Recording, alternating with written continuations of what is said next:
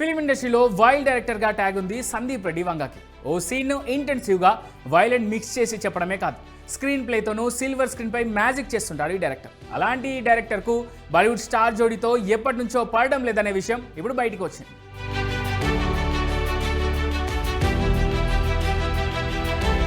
At present pan India rebel star ప్రభాస్తో spirit cinema చేస్తున్న సందీప్ రెడ్డి వంగ ఈ సినిమా కోసం మొదట దీపికను హీరోయిన్గా తీసుకోవాలనుకున్నాడు.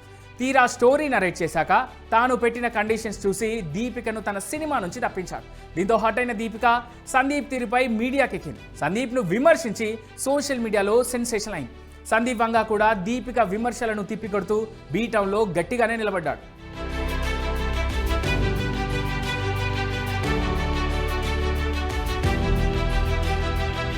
ఇక ఈ క్రమంలోనే ఇప్పుడు మరో విషయం బయటకు వచ్చింది. దీపిక భర్త రణ్వీర్ సింగ్ కూడా గతంలో సందీప్ రెడ్డి వంగకు హ్యాండ్ ఇచ్చినట్టుగా ఆ విషయాన్ని బట్టి తెలుస్తోంది.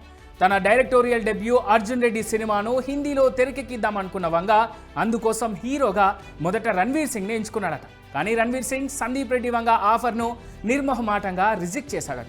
దాంతో షాహిద్ కపూర్తో కబీర్ సింగ్ సినిమాను ఫినిష్ చేసి హిట్ కొట్టాడు వంగ.